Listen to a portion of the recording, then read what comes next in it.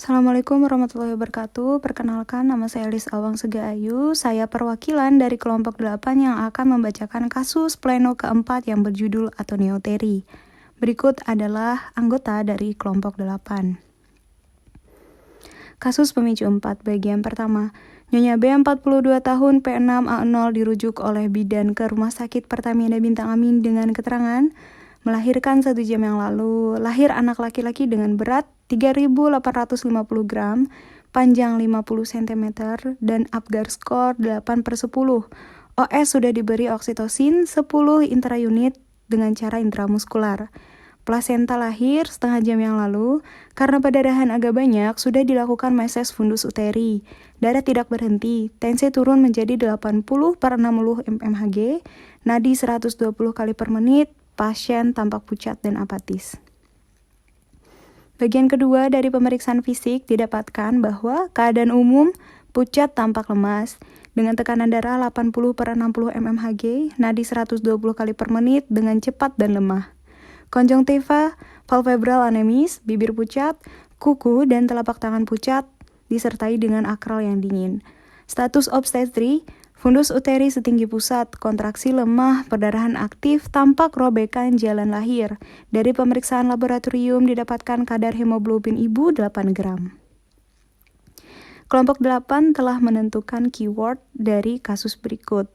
Keyword berdasarkan anamnesis adalah yang pertama, Nyonya B umur 42 tahun sebagai faktor resiko, P6A0 sebagai riwayat melahirkan dan keguguran, lahir anak laki-laki, berat lahir 3.850 gram, panjang 50 cm, Apgar skor 8/10, ini sebagai riwayat partus, melahirkan 1 jam yang lalu, riwayat persalinan saat ini, OS sudah diberikan oksitosin 10 intraunit secara intramuskular, ini sebagai riwayat penggunaan pemberian obat. Plasenta lahir setengah jam yang lalu, ini sebagai riwayat melahirkan. Perdarahan agak banyak, keluhan utama dari kasus ini. Dilakukan meses fundus uteri sebagai riwayat tindakan. Darah tidak berhenti sebagai keluhan tambahan. Tensi 80/60 mmHg, nadi 120 kali per menit, ini sebagai tanda klinis vital sign. Yang terakhir yaitu ada pasien tampak pucat dan apatis sebagai keluhan tambahan. Sekarang adalah keyword berdasarkan dari pemeriksaan fisik. Didapatkan yang pertama, keadaan umum, pucat tampak lemas sebagai tanda klinis, tekanan darah 80/60 mmHg, heart rate 120 kali per menit, ini sebagai tanda klinis vital sign. Konjungtiva palpebral anemis, bibir pucat, kuku dan telapak tangan pucat, dan akral dingin sebagai tanda klinis. Berdasarkan status obstetri, fundus uteri setinggi pusat sebagai tanda klinis, kontraksi lemah sebagai tanda klinis, perdarahan aktif, dan tampak robekan jalan lahir. Berdasarkan pemeriksaan laboratorium didapatkan bahwa kadar Hb ibu 8 gram sebagai tanda klinis. Baik, kelompok 8 telah menentukan problem, diagnosis diferensial, hipotesa, diagnosa utama, dan juga don't know pada kasus ini. Problem yang ditentukan oleh kelompok 8 adalah perdarahan tidak berhenti dan agak banyak setelah melahirkan. Diagnosis diferensial dari kasus ini adalah sesuai dengan diskusi kelompok 8. Yang pertama, atonia uteri, kemudian retensio placenta, setelah itu ada ruptur uteri, kelainan darah, dan terakhir ada robek jalan lahir. Hipotesa pada kasus ini adalah perdarahan agak banyak setelah melahirkan et causa atonia uteri. Diagnosa utama yang telah ditentukan oleh kelompok 8 adalah atonia uteri. Baik, berikut adalah kerangka berpikir analisa masalah yang telah ditentukan oleh kelompok 8. A. Problem. Perdarahan tidak berhenti, perdarahan agak banyak setelah melahirkan. Dilanjutkan dengan B. Pemeriksaan medis. Ini sesuai dengan keyword yang telah ditentukan. Yang pertama, berdasarkan anamnesa.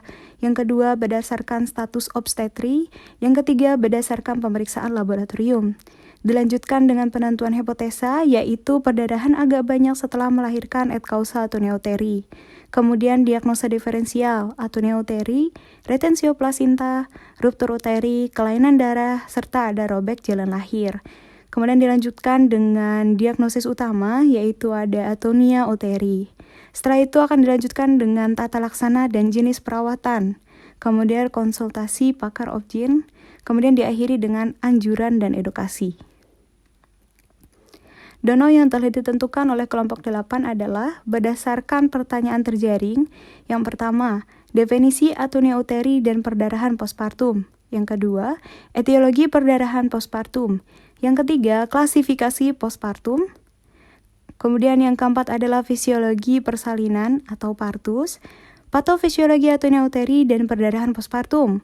Selanjutnya, gejala klinis atonia uteri, pemeriksaan penunjang atonia uteri, penata laksanaan dan pembuatan resep atonia uteri, diakhiri dengan edukasi atonia uteri.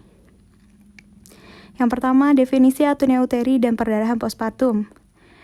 A. Atonia uteri adalah suatu keadaan di mana uterus berkontraksi dalam 15 detik setelah dilakukan rangsang taktil atau pemijatan fundus uteri. Hal ini menjadi penyebab postpartum terbesar. Kemudian yang B, perdarahan postpartum didefinisikan sebagai kehilangan 500 mili atau lebih darah setelah persalinan perpaginam atau 1000 mili atau lebih setelah sesio sesaria. Baik, yang selanjutnya itu ada etiologi perdarahan postpartum. Etiologi dari perdarahan postpartum dari sumber yang kami dapatkan itu ada 4. Biasa disebut sebagai 4Ts. Yang pertama itu adalah faktor tonus. Salah satu terjadinya adalah atonia uteri, di mana ini menyebabkan sekitar 70% terjadinya perdarahan postpartum. Selanjutnya ada tisu atau jaringan, seperti sisa jaringan dan bekuan darah. Ini menyebabkan pendarahan postpartum sekitar 20%. Selanjutnya yaitu adalah faktor trauma, seperti laserasi, ruptur, dan inversi, menyebabkan pendarahan postpartum sekitar 10%. Yang terakhir itu ada faktor trombin.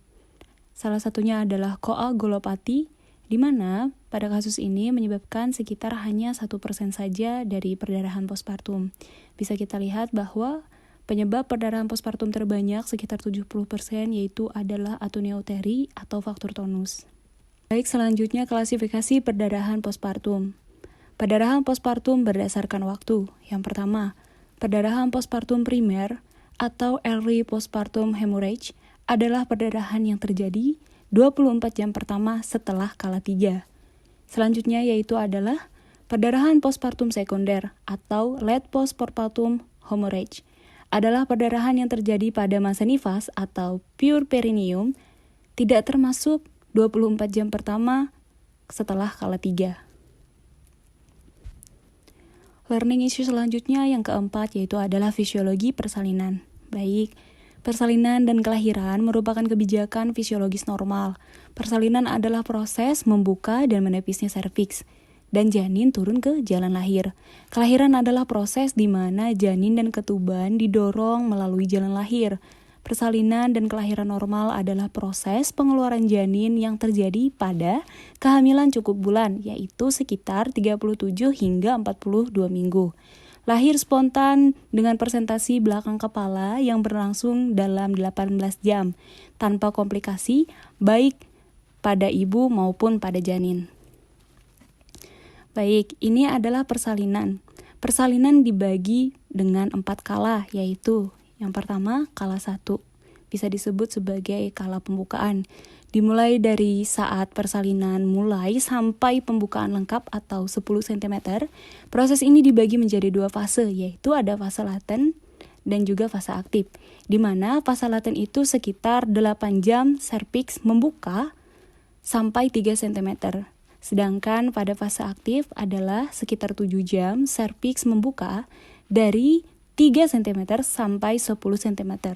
Kontraksi lebih kuat dan sering selama fase aktif. Baik, selanjutnya kala 2, yaitu adalah kala persalinan. Ini dimulai dari pembukaan lengkap atau 10 cm sampai bayi lahir. Proses ini biasanya berlangsung selama 1 jam pada primipara dan 2 jam pada multipara. Selanjutnya yaitu ada kala 3 atau pengeluaran plasenta. Dimulai segera setelah bayi lahir sampai lahirnya plasenta, yang berlangsung tidak lebih dari 30 menit. Terakhir yaitu adalah kala 4 atau bisa disebut dengan penutup atau usai persalinan. Ini dimulai dari lahirnya plasenta sampai 2 jam pertama postpartum. Baik, selanjutnya adalah patofisiologi persalinan atau patofisiologi partus. Bisa kita lihat sama-sama melalui bagian berikut. Persalinan perpaginam melalui kala 1, kala 2, dan kala 3. Biasanya pada kala 3 inilah hal-hal yang tidak diinginkan terjadi atau bisa kita ketahui, seperti terjadinya atonia uteri, sisa plasenta dan sel selaput ketuban yang tertinggal, retensio plasenta, serta terjadinya robekan jalan lahir. Memasuki kala 4, jika pada kala 4 terjadi atonia uteri atau robekan jalan lahir, maka pada kala 4 akan terjadi perdarahan postpartum. Pada perdarahan postpartum itu bisa menyebabkan yang namanya pre-shock. Tanda-tanda dari pre-shock sendiri yang pertama yaitu adalah nadi yang meningkat dan tekanan darah yang turun, akral yang dingin, sering menguap serta gelisah. Kemudian jika terjadi perdarahan postpartum akan memberikan tanda-tanda seperti tekanan darah yang turun, nadi dan pernapasan yang meningkat, tubuh menjadi pucat, ekstremitas atau akral menjadi dingin. Jika pada salah satu di atas tetap terjadi berlangsung lama, maka akan terjadi perdarahan yang terus-menerus, di mana jika terjadi perdarahan secara terus-menerus akan menyebabkan shock pada pasien. Baik, berikut gejala klinis atonia uteri. Tanda dan gejala klinis pada pasien yang mengalami atonia uteri adalah perdarahan pervaginam, konsistensi rahim lunak, fundus uterinya naik, terdapat tanda-tanda shock seperti nadi cepat dan lemah sekitar 110 kali per menit atau lebih. Tekanan darah sangat rendah, tekanan sistoliknya itu kurang dari 90 mmHg.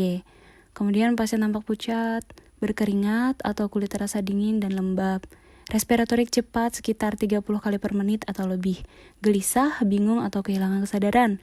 Volume urin yang sedikit kurang lebih dari 30 cc per jam. Selanjutnya adalah pemeriksaan penunjang dari atonia uteri. Pada atonia uteri penting untuk memantau keadaan umum dan mewaspadai terjadinya shock dan komplikasi lainnya.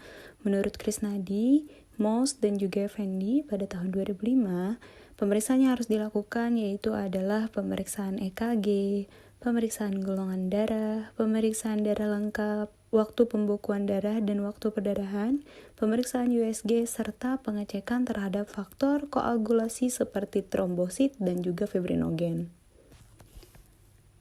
Selanjutnya, penata laksanaan atonia uteri. Dilakukan penanganan umum terlebih dahulu. Pasang infus, berikan uteritonika. Atasi shock dengan memberikan 1000 ml RL atau NaCl 0,9%. Berikan oksitosin 10 intraunit secara intramuskular. Jika diperlukan bisa dilanjutkan sekitar 20 intraunit baik secara intramuskular maupun intravena. Pastikan plasenta lahir lengkap. Eksplorasi jalan lahir. Jika perdarahan terus berlanjut maka dapat ditegakkan diagnosa kerja. Setelah itu lakukan uji pembekuan darah. Pantau keseimbangan cairan. Transfusi darah pada pasien Nyonya B bisa diberikan dengan paket red cells 4 kali COV. Baik, berikut adalah penanganan spesifik. Bisa dilakukan dengan kompresi bimanual eksternal atau KBE, kompresi bimanual internal atau KBI, kompresi aorta abdominalis, tampon kondom kateter, ligasi arteria uterina dan ovarika. Bisa melakukan dengan metode B-Lynch, kemudian ligasi A hypogastrika. Yang terakhir itu bisa dilakukan dengan cara histerektomi.